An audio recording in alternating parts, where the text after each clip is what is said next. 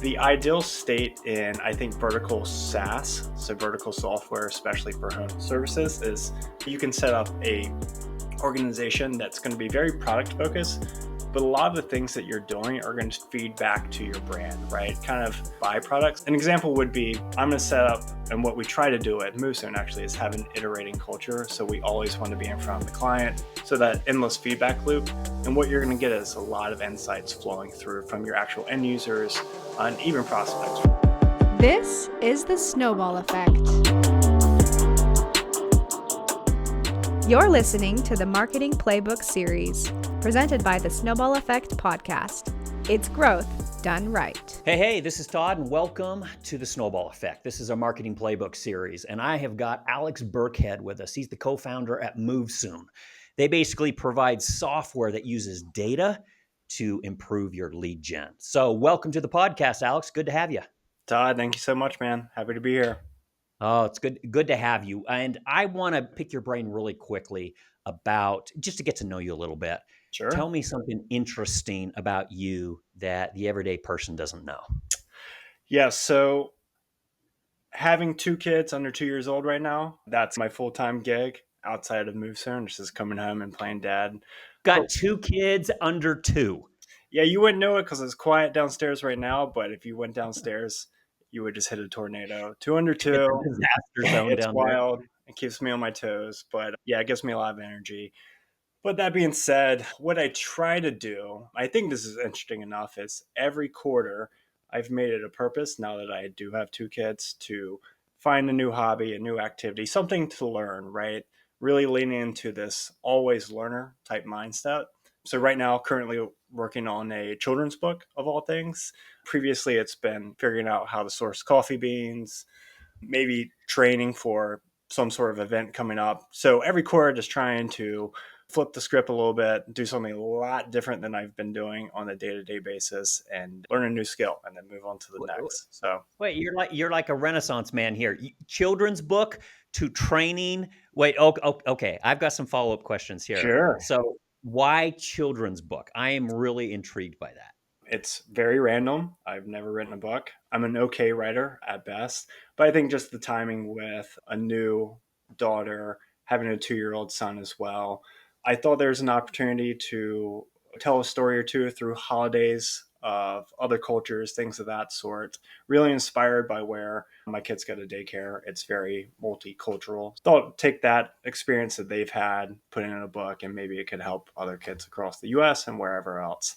I don't know where it will go or how high production it will be, but it's definitely been cool. Something to pass on to them. That's incredible. So what do you do for your artwork? See, that's the kicker. You find an illustrator somewhere. Maybe my wife will help me out, or someone in my network can draw a picture or two. If not, it's going to be a lot of stick figures by yours truly. Oh, that's fantastic. Or you can use some AI art and they'll have too many digits or too many arms, right. or, the state of At, AI at the art these risk of days. creeping out the kids, yeah, melting noses and blurred out ears, things of that sort. But I can always tease it, right? So from that to sourcing coffee. So wait, tell me a little bit about that. I'm a big coffee guy. So help me understand a little bit about that. So as a co-founder, and you probably know this as a CMO, you usually run on caffeine. I personally run on caffeine. A few years ago, just got, let's call it, a little snobby with coffee, was tired of just doing the machine, the Keurig, things of that sort. Actually ended up going to Guatemala randomly for a wedding. We got invited down there, and we were actually in Antigua, Guatemala, which is right next to all of the volcanoes, so the soil's very rich. Long story short, we went to a couple coffee farms that have come to be co-ops, so a lot of the farmers there sharing beans. We got to try it out, see sourcing firsthand, hear their stories. And then from that kind of came a quick hobby. How we can get the best beans to the US, make sure they're being sourced ethically, blended to very good coffee, French press, things of that sort. But unfortunately, I'm back to the machine for the most part, just the quick and easy route. Well, now you've got all this knowledge. So if you're ever in a coffee shop with someone, you can always out snobby them, right? With your That's knowledge right. of beans and sources and all that kind of stuff. Or That's at least try to, yeah. Okay. And last thing. So what's this that you're training for? Yeah, so the training's kind of on pause. Right now, it's really the focus of the children's book, right? So it's one activity a quarter. Recently, I would say earlier in the year when it was cold out or spring, it was more of just a short distance training. With limited time, now with two kids, everything has to be a little bit shorter. I like to stay as active as possible. So I said, why not we just make this a challenge, right? Do short distance running, see if I can go really fast and make a thing of it. But that's about it. That's fantastic. That's way too many cool things for one person. So if you can tone it down a bit to make It sounds cooler than it rest of us actually feel is. a little But better yeah, about ourselves, that's actually insanely cool. All right, now I need you to pitch me. You've sure. just talked to me about some cool things that you're interested in. Now I want to find something that you're passionate about, Right. something that just drives you. And I want you to explain it to our audience and then give your best pitch on why I should be passionate about it as well. Yeah. So what I'm passionate about, and I think, you know, alluding to the children's book, I think a lot of it derives from that. I do have a big passion around education. Both my parents were school teachers, early education. So it's always been a big priority in our family. And now I'm trying to pass that through to our kids. But I think access to education would solve a lot in the world, not to get too agenda focused, but just having exposure to different ideas, being more open minded. I think a lot of that is rooted within education, right? Whether that's learning through the humanities, math and science, STEM, whatever it may be, it just opens a lot of doors, right? So I think just having the ability, no matter where you are, and having access to education can just give you so much opportunity, right? So as someone that's focused on education or having that as a priority growing up, I try to do my best to make sure that wherever I see the opportunity to spread some insights, to help out with any educational charities, events, whatever it may be, because I do think it's something that should be universal. I think boiled down, not sound too cliche, but rising tide lifts all boats, right? The more that the next generation has access to education, the more open minded, the more as a society will lift because we'll have more people that are going to be doctors. We'll have more people to go in STEM. There's just going to be a diverse range of leadership that's coming into the fold. And if you have any sort of hope for the next generation coming up, I think it starts at education, right? At that educational piece. I love it. Well, as a guy that also has two kids, a boy and a girl like you, they're a little bit older than yours. You convinced me. I love having these conversations, honestly, because I'd like to talk about marketing. I like to talk about business, but it's so cool to see under the surface the kinds of things that you care about. I honestly find that inspiring and intriguing. But Yeah, now I want to ask about Moovsoon. sure. So tell me a little bit about what you do and what sets you apart. Yeah, so I think you nailed it in the shortest way possible in your introduction. We do all things data when it comes to home services, or at least that's what we're trying to get to, right? So our goal as a company is to help movers at this point in time have more access to data that can help them make better sales and marketing and even business decisions. We're expanding to other home service verticals as we speak. But really what we do right now as a core product is we'll bring in property listing data. We'll bring in all of the data surrounding that property listing. So the realtors that are selling it, the realtors that are helping to buy it, the homeowners, the characteristics of the house. And then we'll put some logic behind that data that allow our users to reach out to the homeowners at the appropriate time, to reach out to the realtors at the appropriate time. But what's really cool and where I would say that we have a strong value prop is the feedback loop we have with our data. So as you connect with realtors or other stakeholders in your market through Moovsoon, or if you connect with a homeowner, or even if you start connecting with a certain type of profile of home in a certain area, we take all of that data and we feed it back into your market or into your account. So it's almost using a feedback loop to make your data more and more personalized to you and what you'll be successful with. Let me double click on that feedback loop and see if I understand this correctly. So you're saying if I'm trying different marketing things and I find something that works, you'll feed that back into our actual marketing strategy so we can get more of that success. How close am I? Yeah, and you can view Moovsoon as a top of the funnel system. So we're positioned right now as the outbound tool. So we're talking mostly outbound marketing, but a lot of that outbound marketing is driven by just, let's call it cold data. So just general property listing data, general realtor data, general networking data. As that goes through your funnel, through your CRM, we want to see what happens on the back end and say, how can we make your data that's coming in at the top of the funnel a little bit better?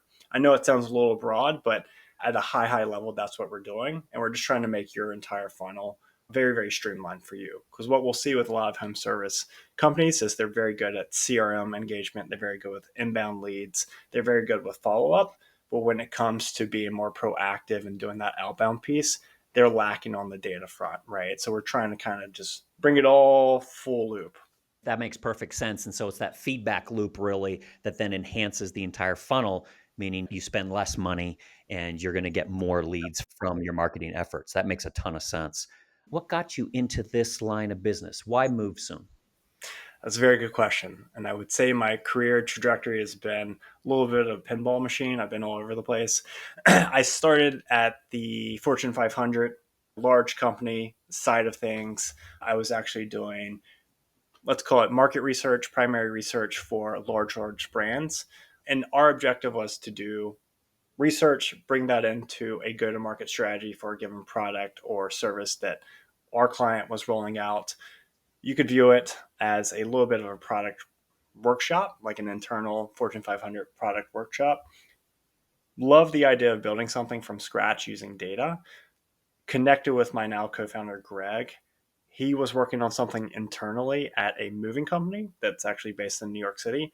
I said, hey, you know what? Whatever you're doing over there looks really, really cool. I have some experience building products from scratch using some feedback loops, right? Or some data. Let's see if we can run with that.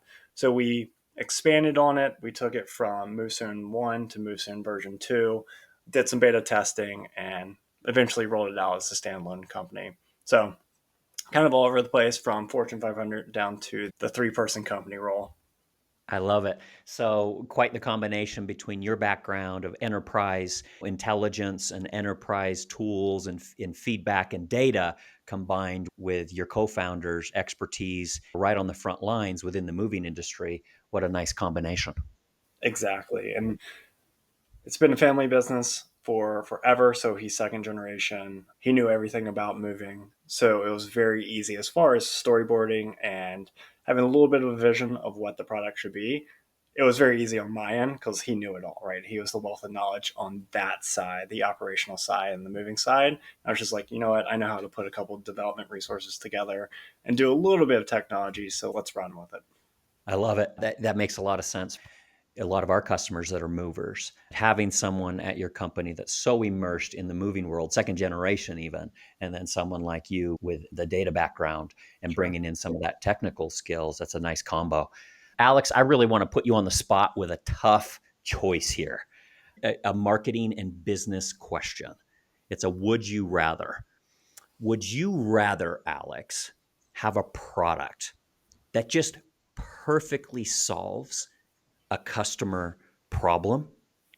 Or would you rather have a customer base that's just madly in love with your brand? Ooh, that is a tough one. I would say my career started really on that branding side. We were doing a lot of data work, but we were working with well established brands. And what we noticed there is any implementation we had or any rollout that we had, there was a softer landing because the brand was well known. There's more leniency for mistakes. You had this core group of consumers that were going to stay with you no matter what. So that was awesome to see.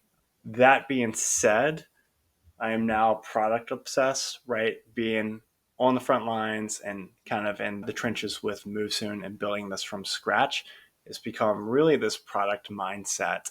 And what I would say, just to really cop out, is the ideal state in, I think, vertical SaaS, so vertical software, especially for home services, is you can set up a organization that's going to be very product focused, but a lot of the things that you're doing are going to feed back to your brand, right? Kind of, I don't want to call them byproducts, but almost as things that are going to flow off of what you're doing for the product. An example would be, I'm going to set up, and what we try to do at Moovsoon actually is have an iterating culture. So we always want to be in front of the client.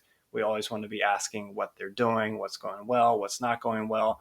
So that endless feedback loop And what you're going to get is a lot of insights flowing through from your actual end users and even prospects for that matter when you're out there doing demos or onboards, whatever it may be. Taking those insights you're being fed from these consumer interviews, you're doing two things. One is you're getting in front of the consumer, so you're showing them that you care about how they're using the system and that you're actively looking for ways to make it better. So you are gaining loyalty from being in front of these customers. And that is an intangible, right? That's a part of your brand. So you're now establishing yourself as a trusted brand, right? But it's all flowing through kind of this product conversation. What's also going to happen through that process is you're going to be getting all these different insights. People are going to tell you how they're using the system. You're going to find your power users and see what's working well for them. Maybe it's something you've never noticed or thought about your product before. So you're going to be collecting all this data, all these insights. And then what you can do with that bundle of insights is you can redistribute it in the form of content, right? Whether it's something like a podcast, whether it's a white paper, whether it's just a quick article or report, whatever it may be. So you're taking this product information, kind of the workflow that people are using with your product, and you're redistributing it to your clients and to prospects in the form of marketing, which obviously is going to help with your branding. Because I do think there's an issue or there's a lot of hurdles as a B2B vertical software, right? Because a lot of people are just looking for what can you do for me now? Branding may be secondary. So I think if you position the product first, and I'm biased, if you position the product first and then you have a lot of insights coming through that by getting in front of your clients, you're going to build a brand naturally. So I don't know if that answers your question, but in a perfect world, you're keeping product first with brand as a focus, but getting in front of your customers is really what drives both of those.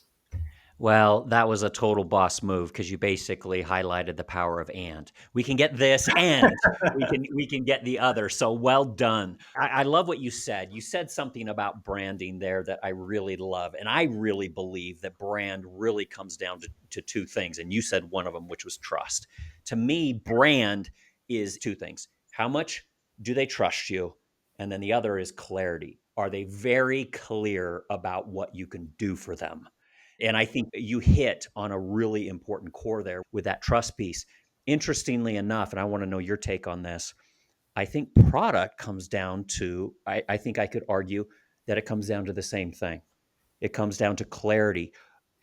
How clear is this to use? How clearly does this solve my problem?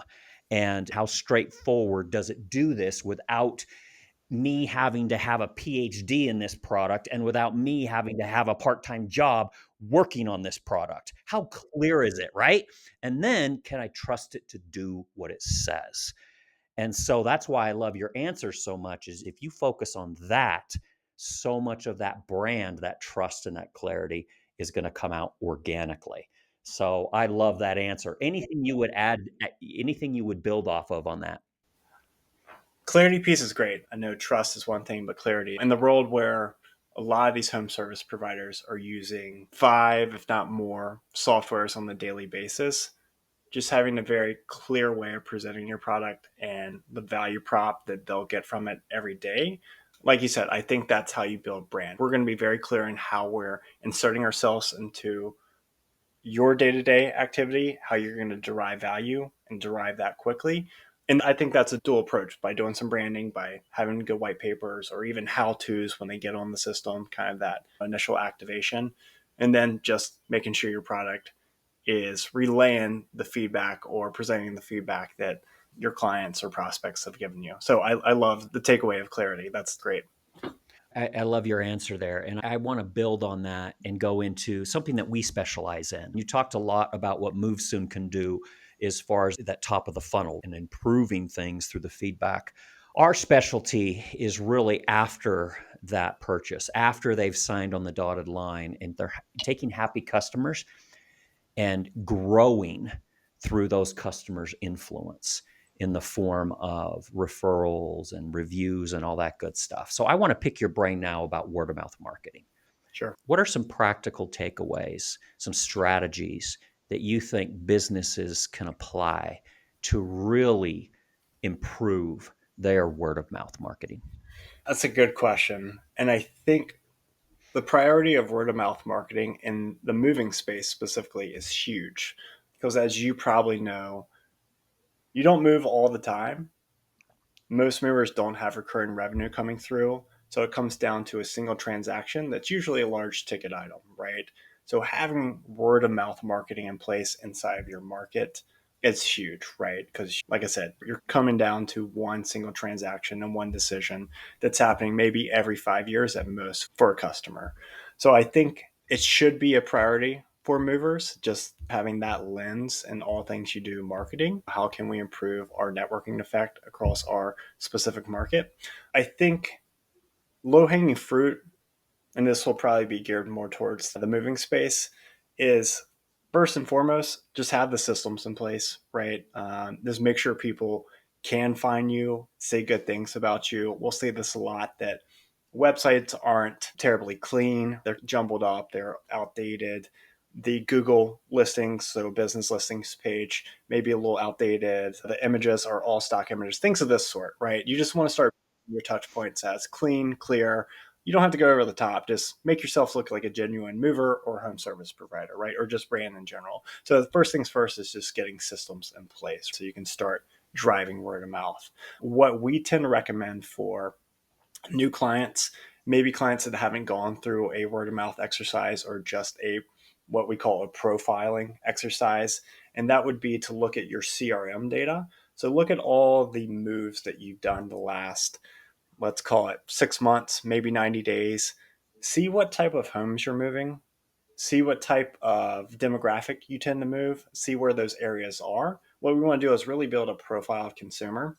Once you have an understanding of what you're doing well with, and maybe it's multiple, maybe you do well across different segments. Once we understand your profile, then we can start with our marketing, whether it's outbound or even inbound to some degree, is we can start reaching out to realtors or to homeowners that match that profile you just built out. So an example would be, let's look at a given zip code or a given neighborhood that we tend to do very well in. So we do a lot of moves, or at least that we want to break into.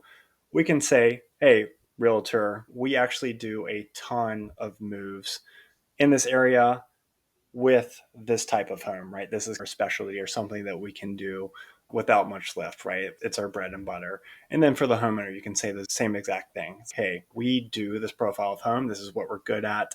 So you can trust that we're going to deliver on what our quote says or what we tell you on the phone when we're chatting.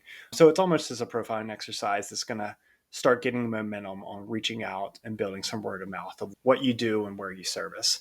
I don't know if that was terribly articulate, but I think that's a good first step of understanding the consumer you're going after so you can start building word of mouth around. And then on the moving side, also on the home services side, if you're a new brand or if you're looking to rebrand, I think over delivering sounds cliche, but it's something that a lot of people just miss an opportunity to do. We see a lot of balls dropped here. Over delivering can be simple things. If you're breaking into a new market, or like I said, you're a new brand, give some free moving boxes away, give them value immediately. People chat about that.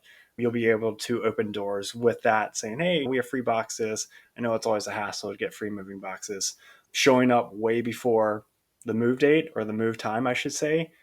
You wouldn't believe how many movers show up about an hour or 2 hours late to when they were estimated to show up. If you're a new brand, show up way before or right before the move time. Just small things like this. And then the post transaction or the post move outreach, reach out to the homeowner once they're settled in their new destination. Say, we really, really enjoyed moving you. It was a great experience. Reach out to the listing realtor or even the buying agent for the home they just moved out from. Say, hey, we had a great experience with your client. Hopefully we can help your clients in the future also successfully relocate. It's more investment, it's more commitment, but that's what gets people chatting, right? That's what gets people talking about it. And small things, right? It takes a little bit of investment, but they're not rocket science. It's things, like I said, it's low hanging fruit. You said a couple of things there that I really loved, all the way from the strategic point of view and identifying your ideal customer, and then connecting with realtors and really creating the network effect there at the strategic level. But then I love how you went into the customer experience before the move, after the move, to really create that exceptional experience. Because in every move I've been involved with personally, or those that I've watched move. I mean, that moving van is in the driveway, neighbors are gathering, but everyone notices when a mover shows up, right? And if you've got that person that's moving, they're chatting with their neighbors, they're saying bye, they're doing all those kinds of things. And they're now talking about your brand, and they're talking about the experience with both the people that they've moved away from and the people that they've moved into their new neighborhood. So, what an opportunity to just seed some of that word of mouth marketing. Really well said. I love that. Now, as a business owner and a strategic thinker, I want to look down the road just a little bit. Everything's going at breakneck speed, right? Things are changing in the marketing world and in the economy. And I want you to help our viewers understand what's coming down the road and how do you stay on top of all the change that people are confronting. That's a good question. And it seems, at least on the marketing side and the sales world, there's a lot of dust in the air, right? There's a lot of moving pieces right now. AI has just come up and really blowing everything up. And now people are just scrambling for best practices and trying to keep up, really, is what we're trying to do. Home service has not been spared by that, right? A lot of activity is happening on the AI side for home services, marketing, things of that sort, even data. We see a lot on the data side. That being said, what we like to do internally to stay as ahead of trends as we can is each week during our stand up. So we'll do a stand up with the entire team. That's dev, that's product, that's account. We'll have a little bit of a download session, is what we call it. So, what did you see in kind of niche publications? Maybe not so niche, but more tech oriented publications, Hacker Noon, TechCrunch, DigiDays, things like that. Did you see any big updates that maybe could have an effect in the next few months on our industry? Effect on our industry really is going to come down to, did you see an update that affects direct mail, that affects email, that affects the way data can be processed? Just areas that we know our clients or potential clients, like the channels they're focused on or actively working through, and then just having a quick little brainstorm. Hey, is this something we can experiment on? Is it in our scope? Is it way too esoteric that we can't touch it? And we'll just have a little chat, right? We just want to stay abreast of what's happening. I think just having that quick exercise does a lot for an organization, just to be thinking about it and to be actively looking for updates. We don't make many runs at it. We're kind of waiting for AI to find its way in the home services space. We're doing a few things, but just having those weekly stand-ups where we download an article or two is great, and it's done a lot for us, or at least feeling that we know what's going on out there. I think our best strategy, short of just going through publications, is really get in front of not necessarily our customers, but our end users. So going out to our actual end users of the system. So that may not be the account admin or the owner of a company that we're working with, but their end users. Those are the ones that are going to be doing very nuanced things inside of our system. And that's what we want to see. And we'll have those conversations. I think it goes back to what I was saying earlier. We'll try to have those customer, those end user conversations as often as possible. We're doing a lot of that over the week. What you're going to learn there is maybe they have a mandate from their exec team, from their owner to be doing things a certain way, but that mandate is going to be very high level. It's going to be 30,000 foot view for the most part. What are they doing from that mandate, and how specifically have they run with that? Are they doing tricks this way? Are they reaching out to a homeowner, to a realtor in a certain way? What's their messaging strategy look like? Why are they doing it that way? Really, we're trying to get in front of the boots on the ground because everyone is doing something creative, especially in a market like today where leads are light, there's high competition. Being able to stand out is harder than ever. So we want to see what's happening creatively, really in the trench level, or boots on the ground is what we say. And we'll learn a lot. We'll learn a lot of our product updates through that approach. And I guess I shouldn't say you'd be surprised, but a lot of our end users, they know things before we would even read it in the TechCrunch, right? Just going through networking events or being in a Facebook group where other owners or sales reps are talking to each other, they're in the know. This is what they're doing daily, right? They're responsible for generating leads, generating business. So obviously that's their priority. So that's a great channel for us as well. I cannot tell you how much I love that approach. I almost think of what you just said, because you hit us with a nice 1-2 punch there. And we've been talking marketing funnels earlier. We were talking kind of top of the funnel. I'm almost thinking of this information or staying up to date funnel. You talked about a brainstorm session with your team about, hey, what kinds of things are you seeing out there? And you might be seeing everything across the board, right? Some that's relevant, some that's not, but you're just staying abreast of anything that shows up on anyone on your team's radar.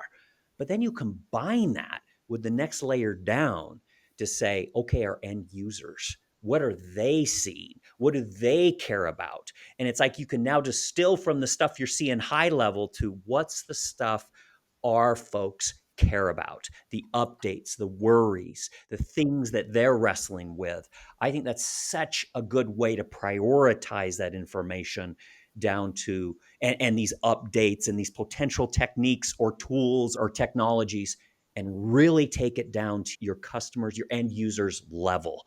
And now you can focus on really incorporating some of those things that they care about. That actually is quite insightful. You've got to write a white paper on that. I think that's a really nice 1-2 punch. If not, I'm going to steal it and claim it as my own, Alex, and I'll erase this interview from the record. Well said. Let me pick your brain here before I let you go, Alex. What personal advice would you give maybe to a young Alex or a business leader or a marketer that's coming up? What personal advice would you give them? Good question. I think two things that jump into mind, and I think they play into one another. One, if I was 25 again, I would say get something out the door, ship it quick. And this is just the idea of bias for action. When I was younger in my career, I was very hesitant to get something in front of people, have any sort of output unless it was perfect or what I considered Right. perfect, which really froze me up on my production and really limiting my learning curve, right? Because if I'm not getting something out there, people aren't getting me feedback, I'm not going to learn much. So I would tell anyone that's early in their career, be a little bit vulnerable, ship things. If you're in product, ship them quick. I know you hear this a lot. If you're in development, ship them quick. Even if you're in accounts or sales, just do the work, right? Just do the first step, do the second step. It'll come, it'll snowball. No pun intended. So just get things out the door. On the tail end of that, that's just going to open yourself up for feedback. So being a little bit vulnerable for feedback. I think I was always very scared to hear what my managers or my colleagues would have to say about my work. Hopefully, you're in an organization that supports mistakes or has a critical feedback loop that will help you improve in your career, because that's how you grow, right? You make mistakes or you put things out there that people can critique or give you feedback on, and that's how you're going to grow. So I would say in my early years, I was very hesitant to do both of those, get things out and then listen to feedback. I know it sounds a little cliche, but it is something. And I still see it today with a lot of software. They try to keep it insular until they feel like it's ready to ship. And then at that point, it's not ready for the market.